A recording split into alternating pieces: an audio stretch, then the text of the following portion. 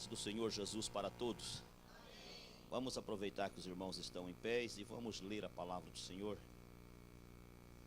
Na carta que Paulo escreveu aos Filipenses, Epístola de Paulo aos Filipenses, no capítulo 2, e nós tomaremos o versículo de número 5. Só esse versículo. Diz assim a palavra do Senhor: tende em vós o mesmo sentimento que houve também em Cristo Jesus. Amém. Pode sentar, irmãos, fique à vontade. Eu estou alegre e feliz por estar com os irmãos nessa noite, aqui no quarto dia hoje. Hoje é o mês de abril, né? O pastor já falou aqui que representa o mês de abril na campanha. Ali também no Jardim das Flores nós estamos fazendo os 12 dias. E hoje os irmãos já estão no abril lá também, igual os irmãos estão aqui também, adorando ao Senhor na beleza da sua santidade. Irmãos, eu quero trazer para os irmãos uma palavra rápida, porque daqui a pouco os irmãos já vão orar pelos envelopes, pelas ofertas. E eu quero dizer apenas em poucas palavras para os irmãos, 4 atitudes que nós precisamos ter para ver uma mudança de verdade, uma mudança radical na nossa vida, primeiro como servos de Deus, e segundo, para enfrentar o mundo que está ao nosso redor, e para nós vencermos todas as batalhas que se apresentam para nós. Eu só vou falar para os irmãos aqui aquilo que é realidade na minha vida. Não falarei nada para vocês que eu já não tenha vivido, porque eu não vim aqui para pregar para vocês uma coisa que não é realidade primeiro em mim. Isso não é pregação, é falso testemunho, é perjúrie. A gente só prega para os outros aquilo que acontece na vida da gente.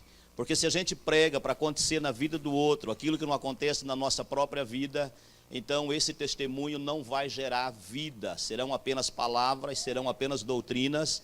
E essas doutrinas elas podem circular o mundo todo, sair de uma pessoa, passar para outra, ir para a China, para o Japão, fazer a volta no mundo e voltar sem gerar vida em uma única pessoa. Porque são apenas palavras.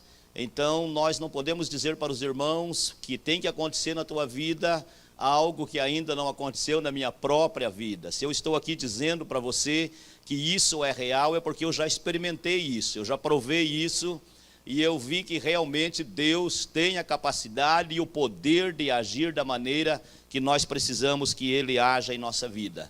Nós queremos muitas mudanças na nossa vida. Justamente quando o ano vira, ou quando acontece as viradas de ano, novos propósitos são feitos, joelhos são colocados no chão e palavras são faladas para Deus. E normalmente no decorrer do ano, aquela palavra às vezes fica como uma coisa ou como uma moinha jogada ao vento, e a própria proposta que foi feita para Deus no início do ano, talvez não é lembrado mais no meio do ano, ou quando o ano está chegando no seu final. Nós estamos prontos para fazer novos propósitos diante de Deus, e às vezes sem nós ver o cumprimento daquele propósito que fizemos, porque às vezes nos esquecemos do propósito.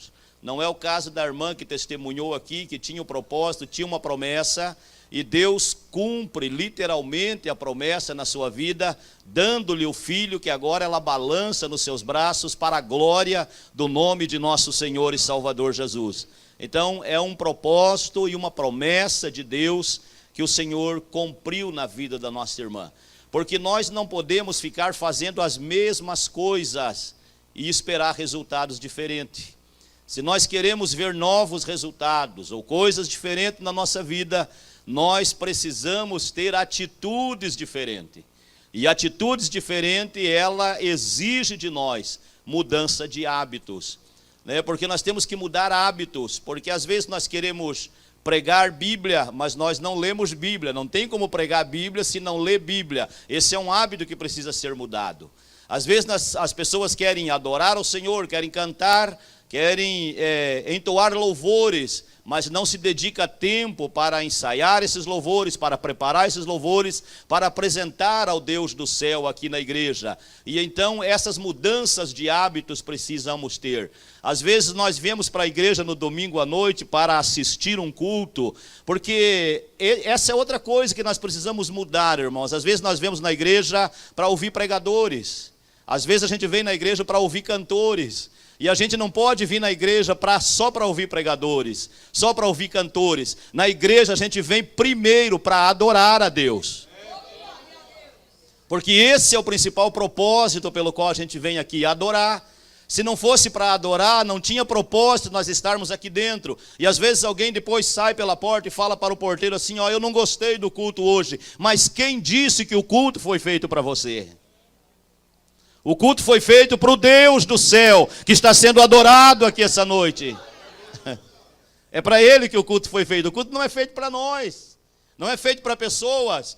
E às vezes as pessoas, eles querem cantar um louvor e depois não dá tempo, e eles saem, eu queria tanto cantar, mas você não precisa cantar só num culto, na tua casa, no teu quarto, no banheiro, lavando roupa, você pode cantar e adorar o Deus Todo-Poderoso lá.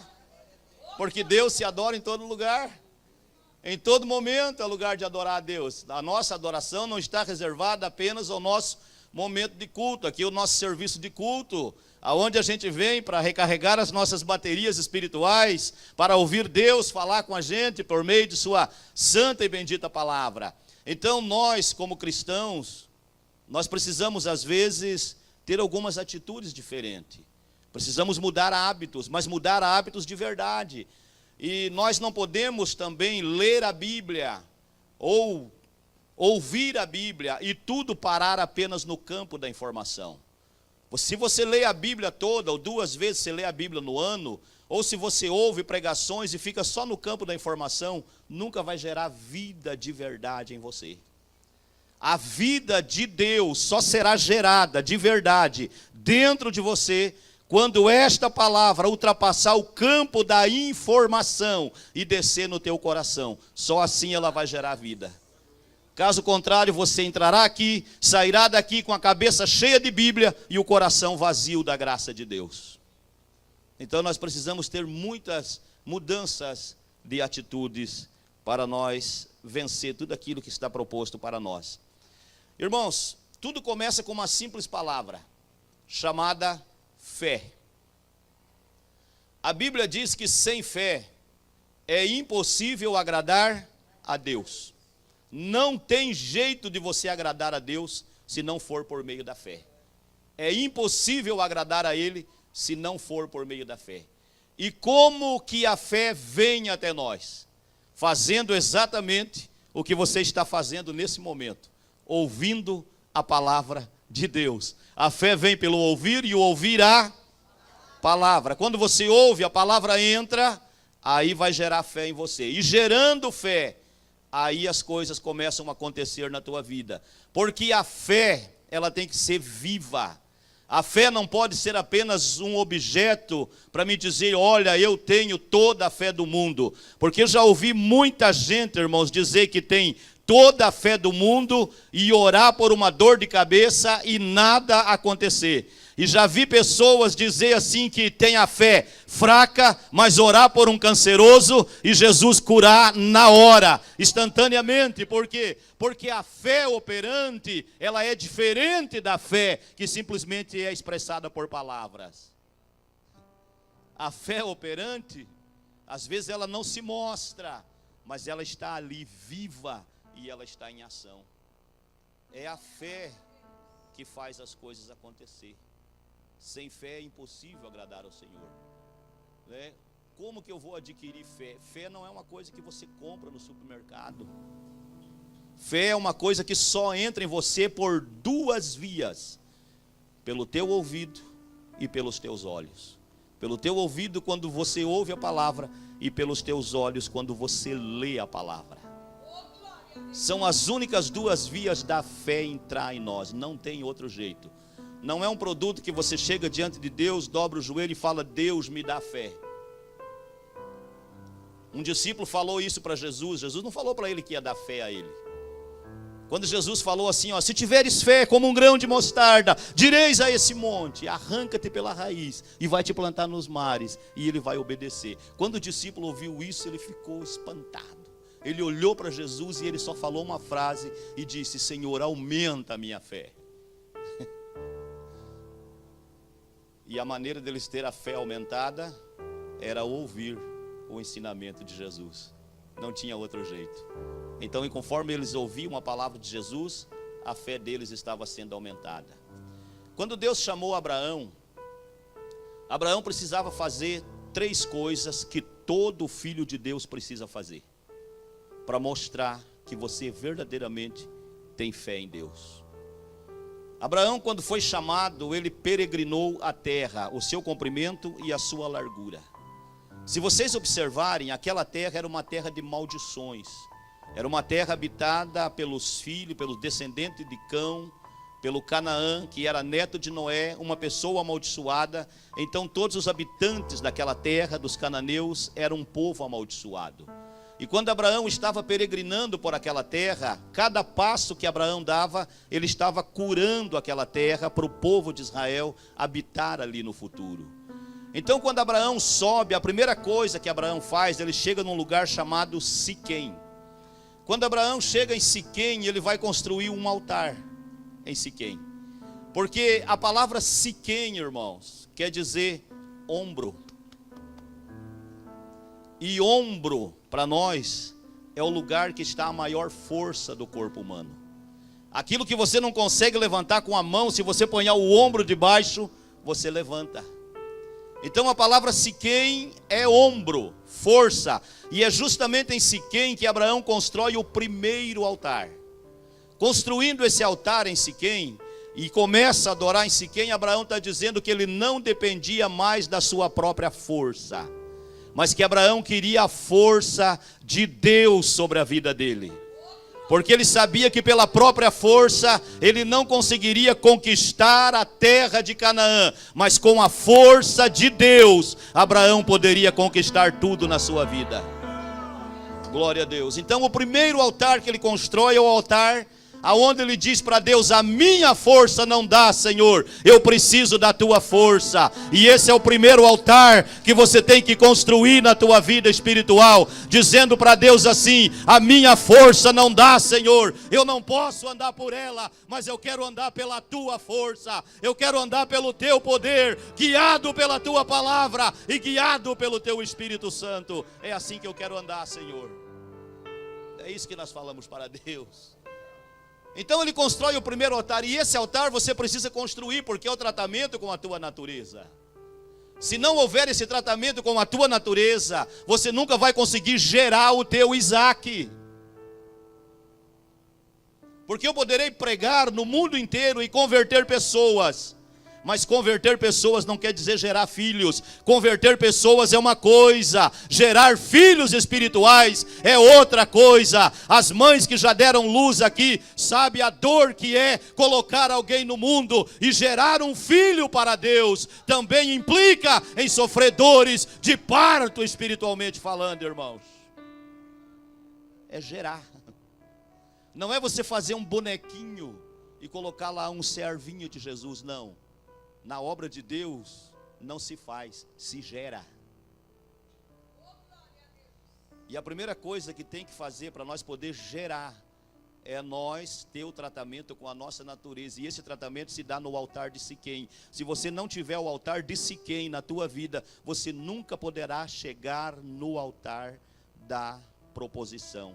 Você nunca poderá chegar no altar do incenso e nunca poderá chegar na mesa dos pães da proposição. Porque para o sacerdote ou qualquer pessoa chegar no altar do incenso, o lugar de adoração, tinha que passar primeiro pelo altar do holocausto. E o altar do holocausto era lugar do quê? Lugar de sacrifício, aonde a vítima era sacrificada, era derramada sobre o altar, como o irmão falou aqui, até um pouquinho de vinho era derramado junto no altar, aonde a vítima era oferecida. E aí a pessoa tirava uma brasa do altar do sacrifício para acender o altar do incenso. E esse é um grande problema da cristandade moderna. Eles querem chegar no altar do incenso, eles querem levantar a mão, eles querem adorar, eles querem dizer que o Senhor é bom, mas não querem tratar com a natureza, não querem passar pelo altar do holocausto, não querem deixar as coisas da velha natureza lá para poder chegar no altar do incenso e oferecer a Deus um culto de verdade.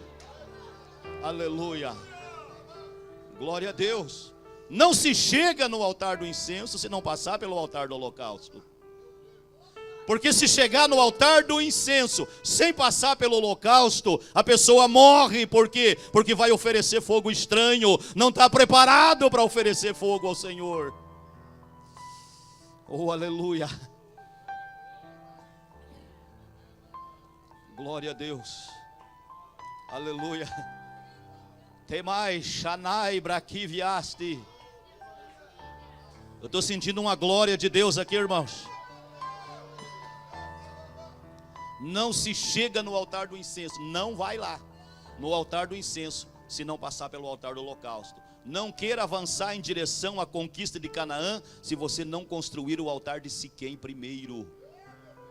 Mude de atitude, porque se você chegar no altar do incenso, vai acontecer igual aqueles 2 sacerdotes, que foram lá oferecer fogo estranho, e Deus veio e os matou. Nós temos muita gente morta hoje, irmãos, fora da igreja, caídos, desesperados, angustiados, porque viveram anos dentro de igreja e nunca deixaram Deus tratar com a sua natureza. Foram alimentados com mentiras.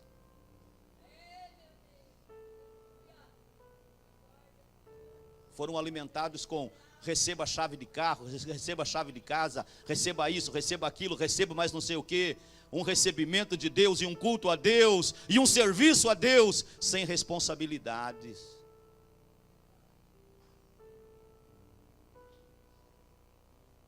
Eu já estou com um chaveiro lá em casa, viu? A hora que chegar todas as casas e os carros, vai ser benção pura. Chega de alimentar o povo com mentira, maldade, e dizer que Deus está falando coisa que Ele nunca falou. Eu não sei se Deus vai te dar casa ou carro esse ano, não quero nem saber disso, mas uma coisa eu sei: se você quiser mudar, tem que chegar no altar. Se quiser mudança, tem que chegar no altar. Porque se não chegar no altar, não tem mudança. Então o primeiro altar que ele vai construir é Siquém.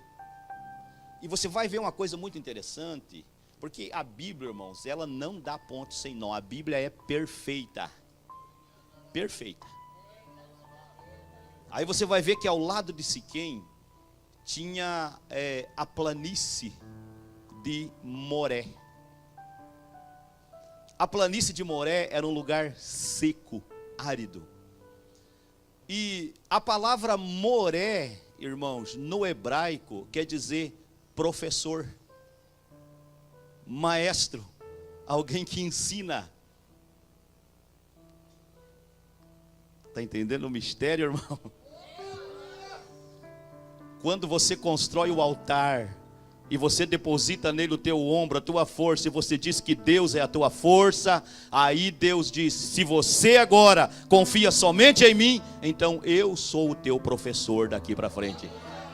Eu sou o teu guia daqui para frente. Eu sou o Senhor da tua vida. Anda pelos meus caminhos que eu te ensinarei todas as coisas. E aí depois que ele constrói o altar de Siquém, eu vou andar bem ligeirinho aqui, irmãos. Mas depois que ele constrói o altar de Siquém, ele parte para o meio da terra de Canaã. Você já construiu o altar de Siquém. Você já parou de confiar em você mesmo faz muito tempo. Você confia só em Deus agora. Quando você leva uma fechada no trânsito, não se preocupe, que você não vai ficar nervoso e nem falar palavrão. Você já construiu o altar de Siquém. Tá bem? O altar de Siquém está pronto. A tua força ficou lá. Agora Deus é a tua justiça. Acabou. Em Siquém ficou tudo lá. Tua força. Agora você não vai mais usar o teu braço de carne. Agora você tem o braço espiritual sobre a tua vida. Louvado seja Deus. Depois do altar de Siquém, ele parte para o meio da terra e ele chega num lugar chamado Betel. E em Betel, Abraão vai construir o segundo altar. E Betel quer dizer o que, irmãos? Casa de Deus. Você tem o teu altar construído na casa de Deus? Melhor é estar um dia à porta da casa de Deus do que em outra parte 1000. Esses 3 altares nós temos que construir, irmão. Siquém, Força e em Betel. Porque tem gente que entra e sai de Betel todo dia, mas nunca tem altar aqui dentro.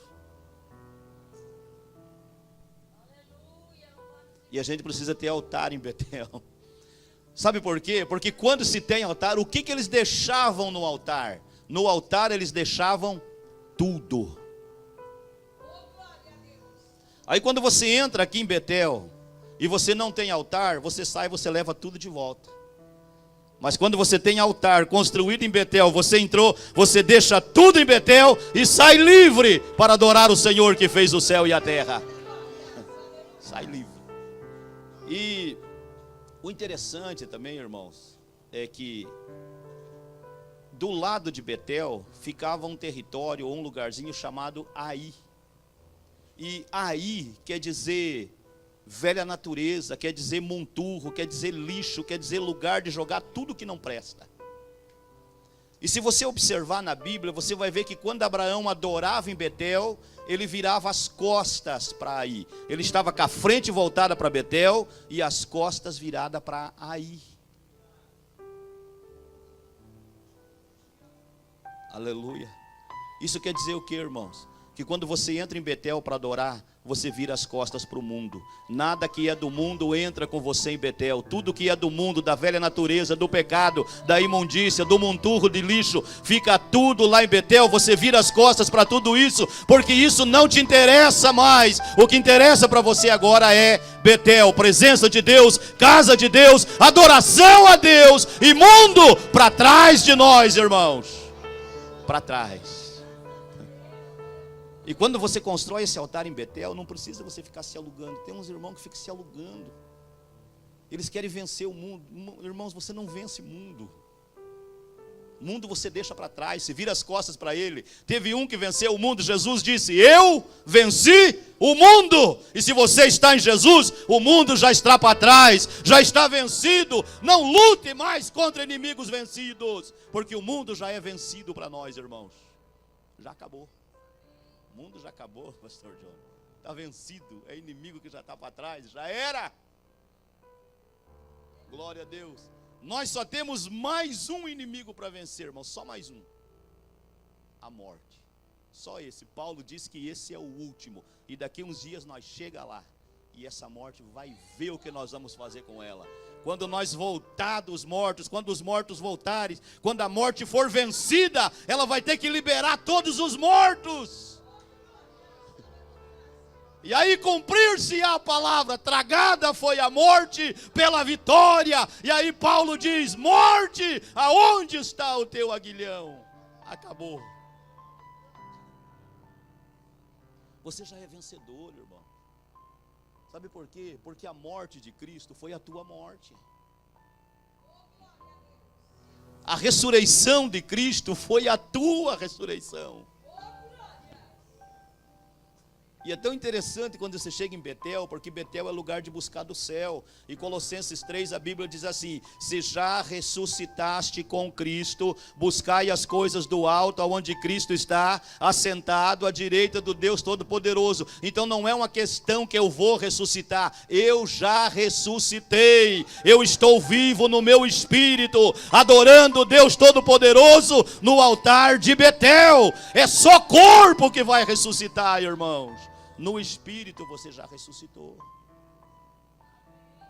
Está vivo aqui dentro. Acabou. A vida eterna está aí dentro de você. Você não perde mais essa vida eterna. Jesus disse: aquele que crê em mim tem a vida eterna. Pronto, artigo definido. Você creu, então você tem a vida eterna. Porque o teu espírito reviveu. O dia que o Espírito Santo entrou em você, ele te gerou para uma nova vida, para andar em novidade de vida. Você nasceu de novo e agora você viu a glória de Deus. Porque quem não nascer de novo não verá a glória de Deus. Sabe por que você vê glória quando vem adorar no altar de Betel? Porque você nasceu outra vez, ressuscitou, e agora você vive uma vida de ressurreição. Então quando você entende isso, irmão, aí você entende que a morte de Jesus foi a tua morte, que a ressurreição de Jesus é a tua ressurreição. E que o assentar de Jesus nos lugares celestiais é o teu assentar junto com Ele, para que onde eu estou, estejais vós também, disse Ele. Então quando você chega aqui nesse Betel, agora não tem mais escada aqui com anjinhos subindo e descendo, irmãos. Esse Betel aqui agora é o próprio corpo de Cristo, é Ele. Está livre o teu acesso entre você e Deus, porque o véu se rasgou. Não precisa mais anjo descer para entregar coisa para você. Não, irmãos, essa escada de anjo subindo e descendo não tem mais. Agora tem Cristo na tua vida e Cristo em todos nós. No altar de Betel, Cristo em todos nós. Então em Betel ele adorava com as costas voltadas para aí. E aí agora ele dá um pouquinho mais para frente e ele vai um pouquinho mais para frente. Ele vai construir o terceiro altar. Você já construiu o altar de Siquém, já construiu em Betel, mas você precisa construir mais um. Você precisa construir o altar de Hebrom, que foi o terceiro altar que Abraão construiu para conquistar Canaã. E Hebrom quer dizer adoração. Adorador de verdade. Tem muitos adoradores que já construíram o altar em Hebrom e agora estão adorando a Deus de verdade, porque a adoração a Deus não é uma atitude mental. A adoração a Deus não é soltar a alma. Não, nunca solte tua alma para adorar a Deus. A adoração a Deus é em espírito e em verdade, porque Jesus diz que os verdadeiros adoradores adoram em espírito e em verdade. E não tem como adorar em espírito e em verdade se não tiverem altar em Hebrom, no lugar da adoração. Em Romanos 1:9, Paulo disse assim: o Deus que eu sirvo no meu espírito. É no espírito que se serve a Deus. Não é nas atitudes mentais, não é uma mudança de mente, é uma mudança de espírito. E o verdadeiro adorador sabe isso, que quando ele começa a adorar, ele vê que correntes vai quebrando, correntes vão caindo por terra. Por quê? Porque tem altar. E todo adorador que tem altar, ele entende que ele não é simplesmente um cantor, mas que adorar é o mais excelente de todos os ministérios dentro da igreja do Senhor Jesus, irmãos. Aleluia, glória a Deus. E quando há adoração, aí existe provisão. Porque vocês vão ler a Bíblia ali no livro do Gênesis, a partir do capítulo 12, 15, 20, que conta a história de Abraão. Vocês vão ver que ao lado de Hebrom, agora não tinha mais uma planície, mas a Bíblia diz que tinha carvalhais, carvalhais de Mamre. E a palavra Mamre no hebraico quer dizer gordura, fartura. Glória a Deus. Quer dizer que quando você constrói o teu altar em Hebrom, sempre haverá gordura do céu, sempre haverá fartura. Não precisa mais você andar de um lado para outro, correndo atrás de profeta A, B ou C, atrás de pregador tal, não. É só você dobrar o teu joelho em Hebrom, porque Hebrom tem gordura, Hebrom tem provisão, Hebrom tem as coisas do céu, irmãos. Aleluia. Está tudo em Hebrom. Aleluia. Mas nós precisamos construir esses altares. Quem não construiu ainda, comece a construir hoje. Mude de atitude, mudança de hábitos. Irmão, você vai na igreja hoje? Eu vou lá hoje, porque eu vendi um cachorrinho por irmão lá e tem que ir lá para receber dele. Pelo amor de Deus, não venha, fique em casa. Recebe o cachorrinho outro dia. Aqui a gente vem para adorar. Aqui é Hebrom. Aqui o único objetivo que é a adoração. Irmãos, a nossa segunda mudança de hábito, nós precisamos ter mais gratidão e menos reclamação. Eu não vou falar sobre ela porque o tempo não me permite. Mas a nossa terceira mudança de hábito, nós precisamos ser menos religiosos e mais cristãos. Porque cristianismo, irmãos, não é religião. Nós somos uma igreja cristã não religiosa. Jesus nunca foi religião. Jesus é vida para aquele que crê em seu nome. Jesus, ele nasceu como judeu, viveu como judeu, morreu como judeu, né? O dono do cristianismo nunca foi cristão. Ele nunca foi muçulmano. Ele nunca foi adventista do sétimo dia. Jesus nunca foi calvinista, nem arminiano. Nós precisamos mudar algumas atitudes, porque nós aprendemos a ser religiosos. A gente fica discutindo mecânica de salvação de Armínio. A gente fica discutindo salvação nos 5 pontos do calvinismo. E Jesus está lá na frente dizendo assim, ó. Jesus está dizendo assim: ei, olha para mim, eu não sou calvinismo e nem arminianismo. Por que vocês estão se alugando com calvinismo, arminianismo? Olha para mim, eu sou o caminho, a verdade e a vida, e ninguém vem ao Pai senão por mim. Não é por Calvino nem por Armínio, é por mim que vocês vêm ao Pai. Aleluia. É por Ele. E eu não estou falando para você fazer isso. Todo mundo é livre. Mas eu faz algum tempo, irmãos, faz mais ou menos uns 4, 5 anos, eu peguei todas as minhas bíblias de estudo, coloquei tudo dentro de uma caixa, botei uma fita, lacrei e coloquei lá no quarto. E decidi fazer uma pesquisa séria da Bíblia, pura e simples. Palavra por palavra. Letra por letra. E eu descobri uma coisa maravilhosa, irmãos. Nós precisamos só do Evangelho puro e simples e da Bíblia pura e simples, e o resto é conversa, meu irmão. O resto é invenção de coisas, o resto é invenção de gente que não quer nada com Deus, nada com a vida, nada com o próximo e consigo mesmo, e prefere ficar lidando com letras ao invés de lidar com o verbo vivo que é Jesus Cristo de Nazaré. Tem gente que fica mexendo com letra e não quer mexer com o verbo vivo.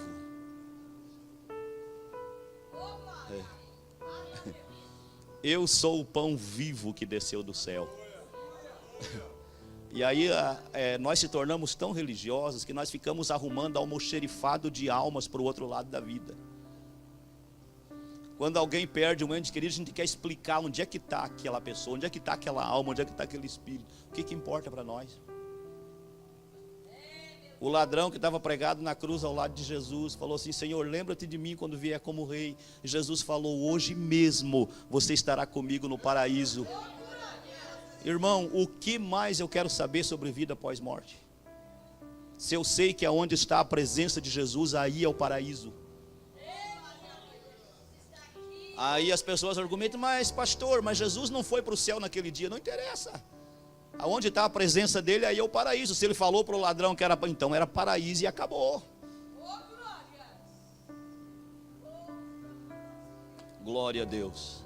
Menos religiosidade e mais verbo vivo, Jesus de Nazaré. Amém. Que Deus abençoe a todos.